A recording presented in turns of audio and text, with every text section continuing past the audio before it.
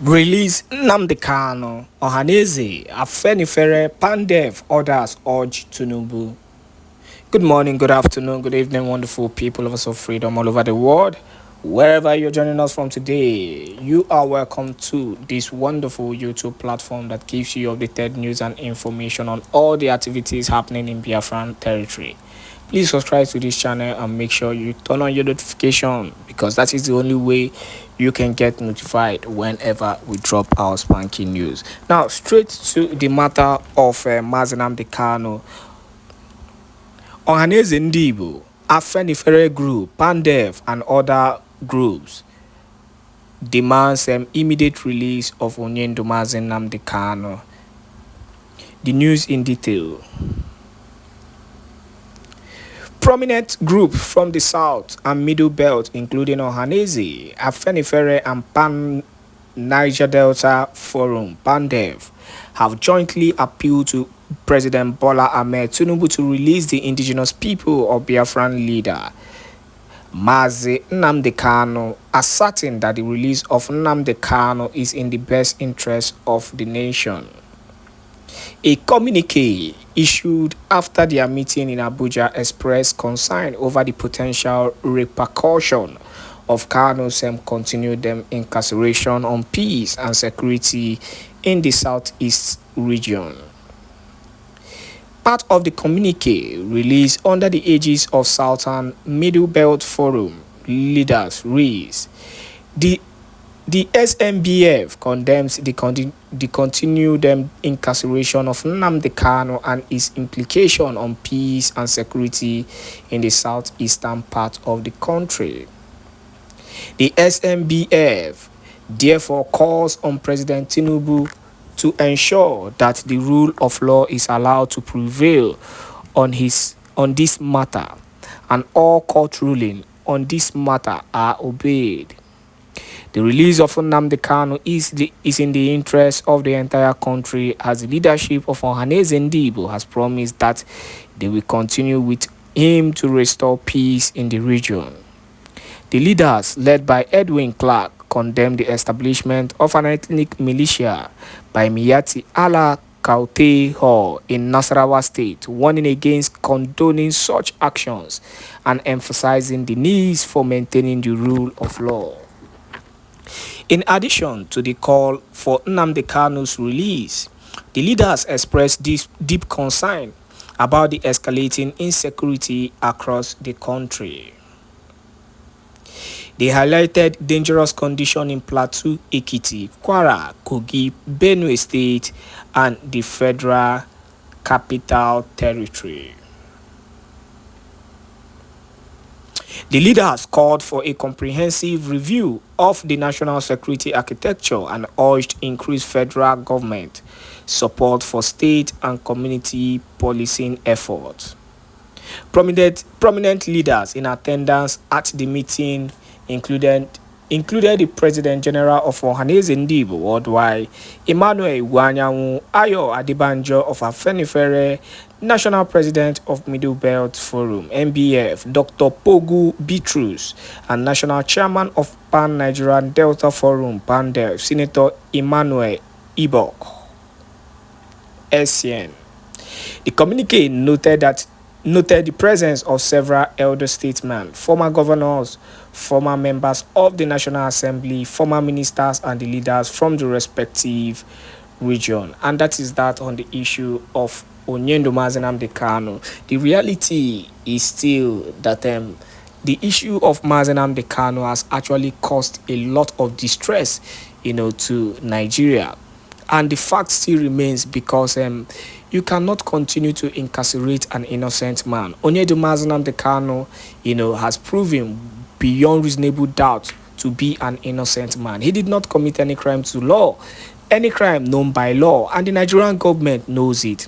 Now, the painful part, about the whole ordeal of Mazi Nnamdi Kanu is even till date, the Nigerian government cannot get hold of one particular crime that Onyendo Mazi Nnamdi Kanu committed. Just look at what, the court are doing, how they are embarrassing themselves.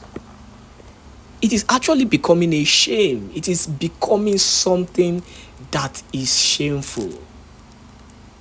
Something that shouldn't be heard in other countries. But as we all know, Nigeria does not have shame. A country that derives joy in borrowing. That is all they do. They borrow from one country to the other. Just imagine Nigeria winning the World Cup. Someone said, assuming Nigeria won that African Cup of Nations, they would have used the cup to collect collateral to borrow more money. Hey, that is how it has gotten. And that is why you see some other countries, like South Africa and the rest of them, calling Nigeria Generator Republic. How will Nigeria be better when, a particular set of people called a cabal has vowed that the country will not be better? They enjoy, they enjoy the hardship in the country because they gain from the hardship in the country. Don't you know the pattern that these politicians use? Keep them, let them remain poor so that we can feast on their hunger. And that is it. That is the pattern they have been using in Nigeria. Why is Mazi Nnamdi Kanu still under DSS custody? That is a big question. I keep on asking this question on a daily basis. What have the judges, found out on Mazi Nnamdi Kanu's case? It has actually become a national embarrassment to the judiciary that the judiciary na akọ eri ha kọrọga elu ha kọrọga ala ha kọrọga elu ha agbada ala. At the end, nothing. They are contradicting each other in a case that would have long sorted out. Nnamdi Kanu's case was a very simple case. Discharge and acquit him, which was what they did in the first place. So all this contradiction that we are seeing now shouldn't have even come in. The whole incompetency of the judiciary shouldn't have been seen. Had it been, they did the right thing and they continue and they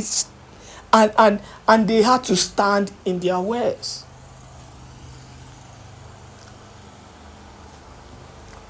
Mazi Nnamdi Kanu has exposed the loopholes of the Nigerian government. That is why these groups are coming together. They know. So see, some of these people who are coming out, now to, speak on the release of Mazi Nnamdi Kanu, we are the same people who actually, we are castigating Mazi Nnamdi Kanu when he was exposing the evil, the evil of this contraption called Nigeria. He kept on exposing it. These people knows the truth, and they know that that man is an innocent man, and the country is actually groaning at this point in time because of Mazi Nnamdi Kanu. But let us not forget, come February 26, according to the Prime Minister of Biafra, Prime Minister Simon Ekpa, come 26th, there will be a total shutdown in southeastern part of the country. So many people. This total shutdown, Simon Ekpa, they don't know what to do about it. They are all confused. What will they do? How will they stop the total shutdown? And to worsen the situation, Biafrans are adhering to the total shutdown. So the thing now about the affairs, they don't know what to do about it. People are not happy. Biafrans are not happy. They want their leader to be released.